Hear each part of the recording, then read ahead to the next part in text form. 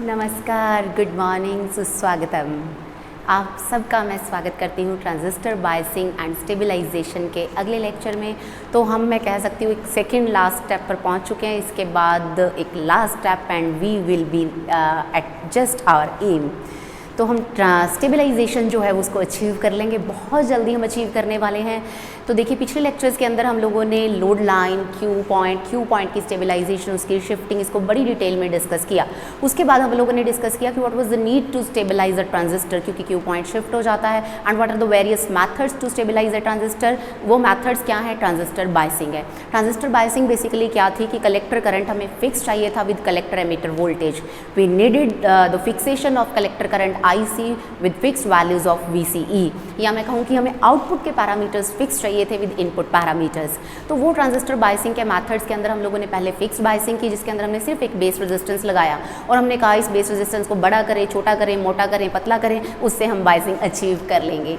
लेकिन वहाँ पर हमारी बात नहीं बनी, क्योंकि जो हमारी एक्सप्रेशंस थी, ऑपरेटिंग कंडीशंस थी, IC और VCE की एक्सप्रेशंस थी, वो जो एक्सप्रेशंस थी दोज वर इंक्लूडिंग बीटा, मतलब वो बीटा इंडिपेंडेंट नहीं हुई। And beta is a temperature dependent parameter. इसका मतलब हमारा जो भी ताम झाम था वो टेम्परेचर डिपेंडेंट ही रहा। कहानी वहीं की वहीं रही, मुल्ला की दौड़ मस्जिद तक रही। लेकिन नहीं, हमारी दौड़ मस्जिद तक नहीं थी। हम लोग आगे बढ़े, मंदिर की तरफ, गुरुद्वारे की तरफ, चर्च की तरफ, हम लोगों ने सब चीज़ें कवर की। उसके बाद हम लोगों ने डिस्कस किया fixed biasing with emitter feedback. फिर हमने फीडबैक सर्किट लगा दिया, एक नेगेटिव फीडबैक हम लोगों ने प्रोवाइड कर दी। उस नेगेटिव फीडबैक से वोल्टेज गेन रिड्यूस हुआ, जिसके लिए हमने कैपेसिटर लगा दिया उसके अंदर, सर्किट के अंदर। और फिर हम लोगों ने बायसिंग को अचीव करने की कोशिश की और बहुत हद तक हम कामयाब भी हुए। लेकिन हमारी एक्सप्रेशन के अंदर फिर से बीटा आ गया। हाँ, वो बीटा हम मैनिपुलेट कर पा रहे थे। हमने कहा कि अगर हम ट्रांजिस्टर बहुत ज़्यादा गेन वाला, RB upon beta plus RE था, कि अगर हम ट्रांजिस्टर बहुत ज़्यादा गेन वाला यूज़ कर लें तो जो IC था that was be capable of making independent of beta. या हम क्या करें कि बेस रेजिस्टेंस जो है उसको बड़ा छोटा ले लें, या हम एमीटर रेजिस्टेंस को बहुत बड़ा ले लें, या उनकी कॉन्ट्रीब्यूशंस।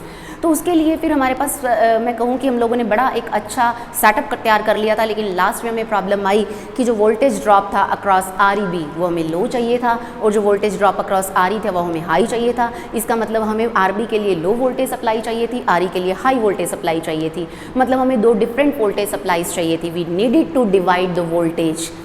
कहानी वहाँ रुक गई। लेकिन फिर मैं कहूँ कि हमने वहाँ पर भी मैं कहूँ कि हार नहीं मानी।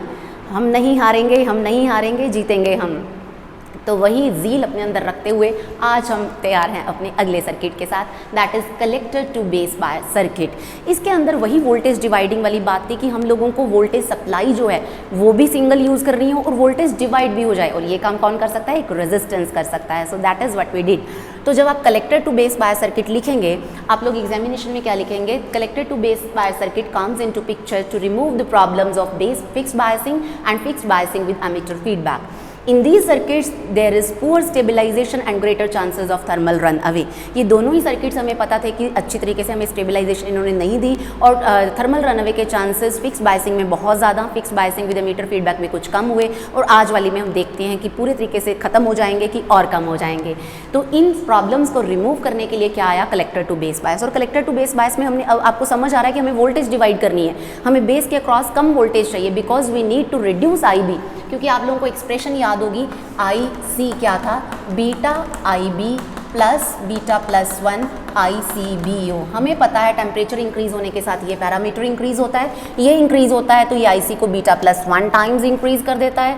IC इंक्रीज होता है तो कलेक्टर के अंदर टेम्परेचर इंक्रीज कर देता है, कलेक्टर के अंदर टेम्परेचर इंक्रीज होता है तो ICBO इंक्रीज हो जाता है, ये इंक्रीज होता है तो इसको तू मैं तेरे साथ, तू मेरे साथ, तो इस तरीके से एक दूसरे को बढ़ाते चले जाते हैं up to the destruction of transistor. तो हम लोगों ने क्या सोचा कि जितनी अमाउंट से ये फैक्टर इंक्रीज होता है, अगर हम उतनी अमाउंट से इस फैक्टर को डिक्रीज कर दें तो IC क्या रह जाएगा? कांस्टेंट रह जाएगा। And that is what we try to do in fixed biasing with emitter feedback. हमने वहाँ पर यही करने की कोशिश की, लेकिन वहाँ पर दो वोल्टेज सप्लाई की प्रॉब्लम आ गई। तो तो अब हम यहाँ पर भी यही करेंगे, we try to decrease this IB automatically by dividing the voltage. अब वो वोल्टेज हम किस तरीके से डिवाइड करेंगे, देखिए in collector to base bias circuit bias voltage is obtained from collector resistance to the transistor instead of collector supply voltage, so base current is being tried to reduce automatically and with increase in temperature. क्या कहा हमने ये कहा कि जो हमारे पास यहाँ पर ट्रांजिस्टर के पास सप्लाई आएगी, मैंने आपको क्या कहा था कि हमें वोल्टेज डिवाइड करने की ज़रूरत है। अब वोल्टेज डिवाइड करने के लिए मैं बैटरी तो अलग से लगा नहीं सकती हूँ, तो मैंने क्या किया, इस बैटरी VCC को ट्रांजिस्टर के साथ डायरेक्टली ना लगा के इस कलेक्टर रेजिस्टेंस के थ्रू हमने इसको कनेक्ट कर दिया।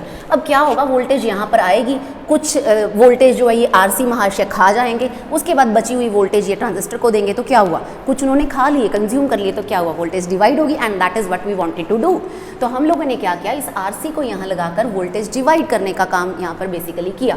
तो VCC हमने कनेक्ट की, इसके साथ ये RC, और यहाँ से देखिए करंट चलेगा IB प्लस IC। जैसे ही यहाँ पर पहुँचेगा, according to Kirchhoff's first law which is Kirchhoff's junction law which is Kirchhoff's current law, current divide हो जाएगा इस जंक्शन पे, IB करंट इधर चला जाएगा, IC करंट इधर चला जाएगा, और यहाँ पर IB, यहाँ से IC, और यहाँ पर अगेन IE। तो ये छोटा सा सर्किट जो है वो कलेक्टर टू बेस बायस का है कि हमने RC के थ्रू ट्रांजिस्टर को मैं कहूँ कि वोल्टेज सप्लाई दी है, ना कि सीधा VCC से। RB अपना उसी जगह पे कायम है, इसने अपनी जगह को नहीं हिला, ये कोई बेपेंदे का लोटा नहीं है, कभी इधर कभी इधर। सो इतना आपको एग्जामिनेशन में लिखना होगा, फिर ये सर्किट डायग्राम ड्रॉ करना होगा, and after that you will write in this circuit base resistance is connected to base terminal as well as positive terminal of the supply voltage. मतलब क्या है कि हमने यहाँ पर इनपुट जंक्शन की क्या किया, बिल्कुल उसी तरीके से आप कहेंगे कि फॉरवर्ड बायसिंग, और आउटपुट जंक्शन की क्या हुई है, reverse biasing, but through the resistance RC। The positive terminal of battery VCC is connected to resistance RC and RC is in turn connected to the transistor, और जो emitter terminal है it is being that mean circuit is completed, circuit जो है वो close है। Earthing का मतलब ये है। तो ये कनेक्शंस आप एक्सप्लेन कर देंगे यहाँ पर, एंड आफ्टर दैट आपको क्या करना है, फिर से वही कहानी याद कीजिए, वो बीते लम्हे, वो पुरानी बातें जहाँ पर मैंने आपको समझाया था कि आपको किरचॉफ्स लॉ लगाना है, किरचॉफ्स वोल्टेज लॉ लगाना है, इनपुट सर्किट पे लगाना है, आउटपुट सर्किट पे लगाना है, और हमारा काम बन जाता है। तो देखिए इसके बाद let me erase this story. ये स्टोरी आप लोगों ने लिख ली होगी, सुन ली होगी, पढ़ ली होगी, और मैं कहूँ कि अपने दिमाग में भी बिठा ली होगी। तो इस स्टोरी के बाद हम बात करेंगे स्टोरी के अंदर ट्विस्ट की, और वो ट्विस्ट भी मैं कहूँ कि जाना पहचाना ट्विस्ट है। So you will have to apply Kirchhoff's voltage law to input circuit. मैंने आपको समझाया था कि आप पहले मेन सर्किट ड्रॉ करेंगे, उसके बाद आप उन सर्किट्स को सैग्रीगेट करेंगे, है ना। आप लोग क्या करेंगे कि इनपुट सर्किट को अलग से ड्रॉ कर देंगे, आउटपुट सर्किट को अलग से। अगर मैं इस सर्किट की बात करूँ तो आपको पता है कि यहाँ से इनपुट चल कर आ रही है RC RB इस तरीके से, तो ये सारा circuit as such input represent कर रहा है। मुझे आउटपुट सर्किट के लिए इसको अलग से ड्रॉ करने की ज़रूरत नहीं है। So this circuit in itself is representing the input circuit. So I am going to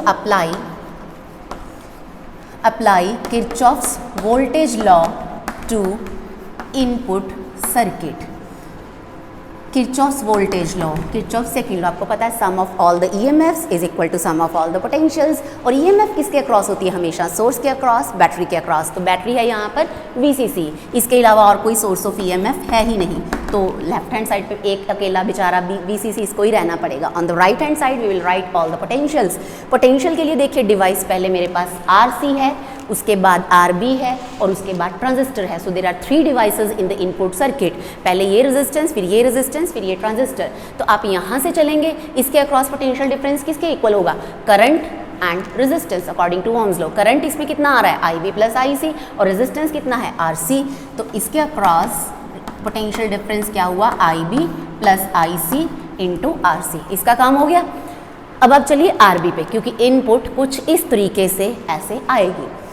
तो RB, यहाँ पर आपको पोटेंशियल डिफरेंस लिखना है। पोटेंशियल डिफरेंस क्या होता है, current into resistance according to Ohm's law, IB into RB। तो ये हो जाएगा IB RB, इसके अक्रॉस भी पोटेंशियल डिफरेंस लिख लिया हम लोगों ने। उसके बाद हम लिखेंगे potential difference across this transistor, और ट्रांजिस्टर के इस टर्मिनल, इनपुट टर्मिनल के में पोटेंशियल डिफरेंस किसके इक्वल है, it is equal to VBE। ये आ गया, हमें चाहिए वैल्यू IC की, और IC की वैल्यू हम कहाँ से लेते हैं, IB की वैल्यू से। We need the value of IB from this expression. तो हम लोग पहले क्या करते हैं, हम इसको सारे को ओपन कर देते हैं। Let us open this bracket. So VCC, मैं इसको इधर ले आती हूँ, VBE, वोल्टेज बहने एक साइड पे हो गई हैं, और पोटेंशियल डिफरेंस मुझे ऐसे लगता है कि एक साइड पे इसको ओपन कीजिए। आई बी आर सी, आई सी आर सी प्लस आई बी आर बी। मैंने आपको एक पंच फॉर्मूला और बताया था कि इनपुट की जो ऑपरेटिंग कंडीशन होगी, जब आप Kirchhoff's voltage law input condition पे, इनपुट सर्किट पे लगाएंगे तो उसके अंदर आउटपुट वाला करंट नहीं होना चाहिए, और जब आप आउटपुट सर्किट में लगाएंगे तो उसके अंदर इनपुट करंट नहीं होना चाहिए। मतलब मेरे पास जो ये ऑपरेटिंग कंडीशन आएगी, इसमें मुझे मैं कहूँ कि IC हटाना है, क्योंकि मुझे IC की तो वैल्यू चाहिए ना, तो यहाँ से मैं IC हटाऊंगी। राइट हैंड साइड पे मुझे IC नहीं चाहिए, यहाँ पे पहले हम IB निकालेंगे, वहाँ से हम IC की वैल्यू अपने आप वो गेन वाली इक्वेशन से निकाल लेंगे। तो मुझे क्या करना होगा, इस IC को यहाँ से हटाना होगा। So let us put this IC is equal to beta into IB, क्योंकि हमें पता है बीटा क्या होता है, current gain for common emitter transistor amplifier, मतलब output current upon input current. Common emitter के अंदर आउटपुट करंट क्या होता है, कलेक्टर करंट IC, और इनपुट करंट क्या होता है, base current IB। So beta is equal to IC upon IB, और IC is equal to beta into IB। तो मैंने यहाँ पर पुट करवाया। सो VCC माइनस VBE किसके इक्वल आया, IB RC plus beta IB RC plus IB RB। IB सारी equation में है, और यहाँ से देखिए RC भी कॉमन आएगा। सो 1 plus beta RC IB plus IB RB। तो यहाँ से मेरे पास क्या आ जाएगा, VCC minus VBE is equal to, IB को भी कॉमन लीजिए, 1 plus beta RC plus RB into IB। मैंने कहा था हमें वैल्यू अल्टीमेटली चाहिए IB की, तो आप लोग इसको इरेज कीजिए और यहाँ से हम वैल्यू निकालेंगे किसकी, IB की। तो IB किसके इक्वल हो जाएगा, ये IB ये इधर आके डिवाइड हो जाएगा, VCC माइनस VBE अपॉन, ये वैल्यू लिख लेते हैं हम, RB plus 1 plus beta RC। Let me erase all this. यहाँ हमारे पास एक्सप्रेशन आ गई है, बेस करंट IB की एक्सप्रेशन हमारे पास आ गई है, और हमें पता है कि जो कलेक्टर वोल्टेज है, पावर सप्लाई है, that is very very larger then potential across base emitter terminal, means we know that this VCC is very very larger than VBE, so this VBE can be neglected as compared to this VCC। तो अब मेरे पास क्या आ जाएगा, IB is equal to VCC upon RB 1 plus beta RC। This is expression for base current. अब मुझे पता है कि वैसे मेरे पास ये कंडीशन आ गई है, लेकिन यहाँ पर देखिए बीटा है, मैंने कहा था कि मुझे बीटा तो एक्सप्रेशन में चाहिए नहीं, तो अब मैं क्या करूँगी कि if beta is very very large, तो मैं क्या करूँगी, बीटा प्लस 1 में 1 को बीटा के कंपैरिजन में नेग्लेक्ट कर दूँगी। If beta is very very large और आई में से this beta is very very larger then 1, तो IB किसके इक्वल हो जाएगा, VCC upon RB plus beta RC। ये वैल्यू है IB की, और हमें चाहिए IC हमें पता है, अगेन IC किसके इक्वल होता है, IC is equal to beta into IB। तो ये वाली वैल्यू IB की पुट करवाइए, beta VCC upon RB plus beta RC, value put करवा दी है।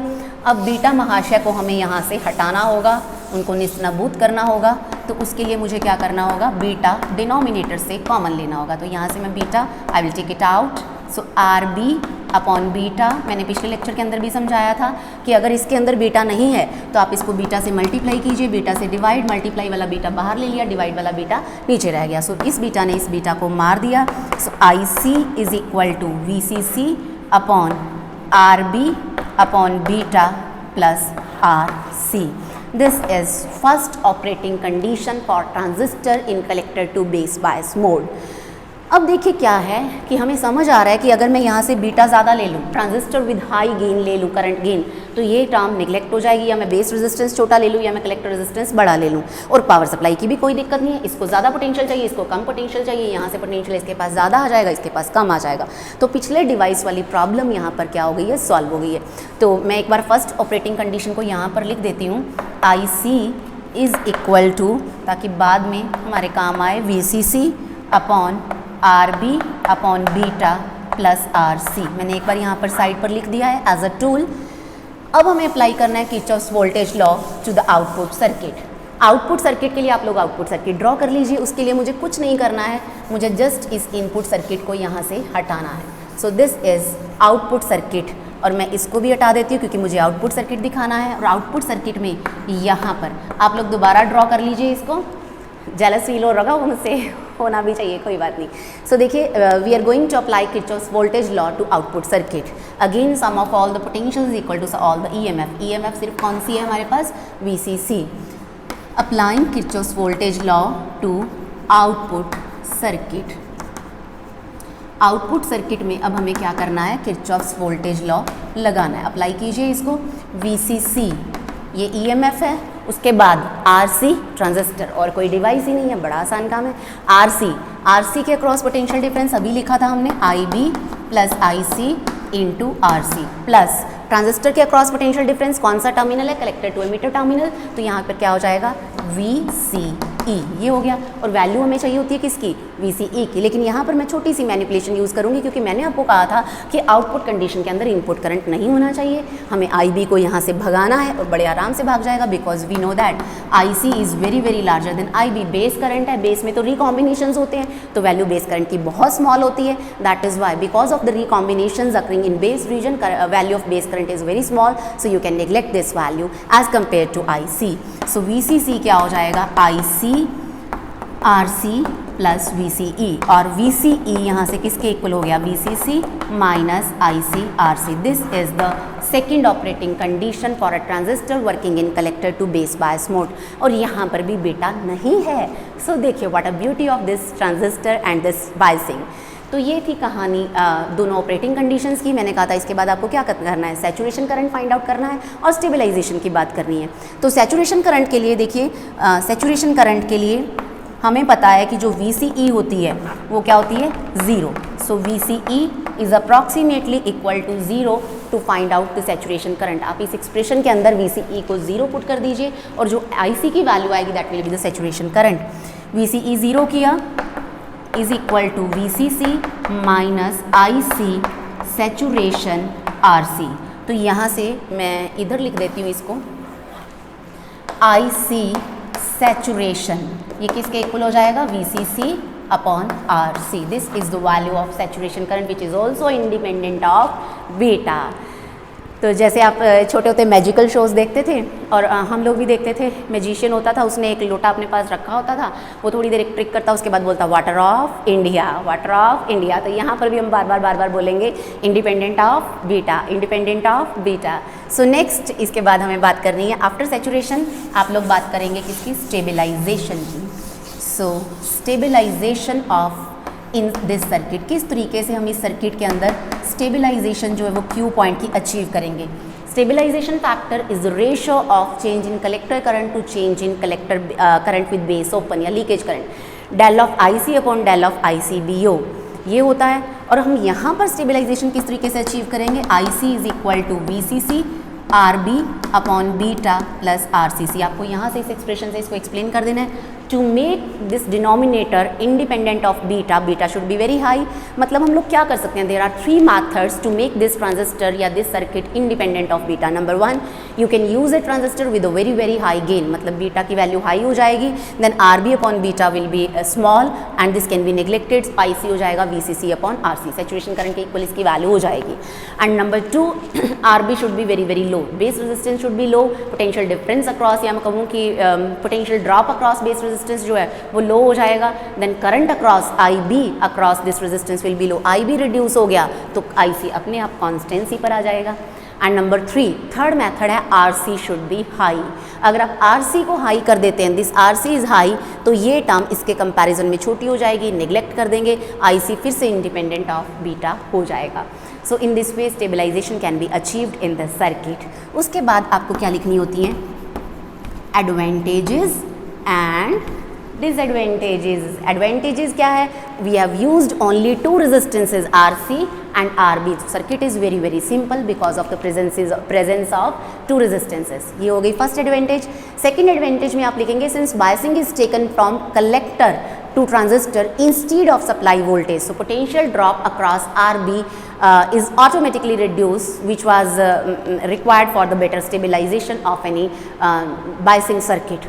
क्या है कि क्योंकि हम लोग पहले ही डिस्कस कर चुके हैं कि हमें वोल्टेज डिवाइड करने की ज़रूरत थी, और वोल्टेज डिवाइड कर रहे हैं, एक के लिए हमें वोल्टेज सप्लाई ज़्यादा चाहिए, दूसरे के लिए कम चाहिए, आरसी के लिए ज़्यादा चाहिए, आरबी के लिए कम चाहिए। अब यहाँ पर हमने आरबी जो लगाया है वो हमने साइड पे लगा दिया है, आरबी यहाँ पर हो गया है, यहाँ से सप्लाई चलेगी, ये कुछ कंज्यूम कर लेगा, बची हुई इधर और इधर ट्रांजिस्टर पर आ जाएगी। सो यहाँ आरबी के अक्रॉस वोल्टेज ड्रॉप लो हो जाएगी, इसके लो होते ही आई भी रिड्यूस होएगा, आई बी के रिड्यूस होते ही I C will be constant. तो in this way we can achieve a better stabilization in collector to base bias circuit as compare to fix biasing and fix bias circuit with emitter feedback. तो उनके बजाय यहाँ पर better stabilization है, या मैं कहूँ we are able to make our expressions independent of beta water of India. So coming on to disadvantages. Disadvantages में आप लोग नंबर 1 पे लिखेंगे, still this circuit does not provide a good stabilization because beta is still there in the expression. आप लोगों को manipulations करनी पड़ रही हैं, हमें तरीका ऐसा चाहिए कि बीटा आए ना, बीटा मुझे कहीं दिखे ही ना, बीटा एक्सप्रेशंस को देखते ही यू टर्न ले जाए, ऐसा अभी यहाँ पर नहीं हुआ। So still this circuit need some improvement for better stabilization. And number 2, since हम लोगों ने यहाँ पर भी फीडबैक यूज़ किए, देखिए इसके थ्रू, कलेक्टर के थ्रू यहाँ पर इनपुट है जो आ रही है, we have use negative feedback, और जो नेगेटिव फीडबैक होती है आपको पता है कि output signal out of phase input signal के अंदर मिक्स करवाया जाता है, उसकी वजह से ओवरऑल गेन जो होता है वो रिड्यूस हो जाता है। So because of the presence of negative feedback overall gain is reduce, क्योंकि पिछले सर्किट के अंदर गेन रिडक्शन की प्रॉब्लम को हमने कैपेसिटर लगा के सॉल्व कर लिया था, यहाँ पर तो कैपेसिटर है नहीं, तो गेन तो रिड्यूस्ड रहेगा। So this is one of the disadvantages. पहली disadvantage, there is still poor stabilization, and number 2, because of the absence of capacitor voltage gain is still, मैं कहूँ कि reduced, overall gain of the circuit is reduced because of the presence of negative feedback in the circuit, and still none other than beta महाशय अभी भी चौड़े होके जच कर अंदर बैठे हुए हैं, तो उनको और बाहर निकालना पड़ेगा, वो हम करेंगे अगले मेथड के अंदर, and that will be the ultimate method which will provide the ultimate stability to transistor circuits, जो होगा वोल्टेज डिवाइडर या सेल्फ बायसिंग, जिसको हम डिस्कस करेंगे अपने अगले लेक्चर में। Thank you so much.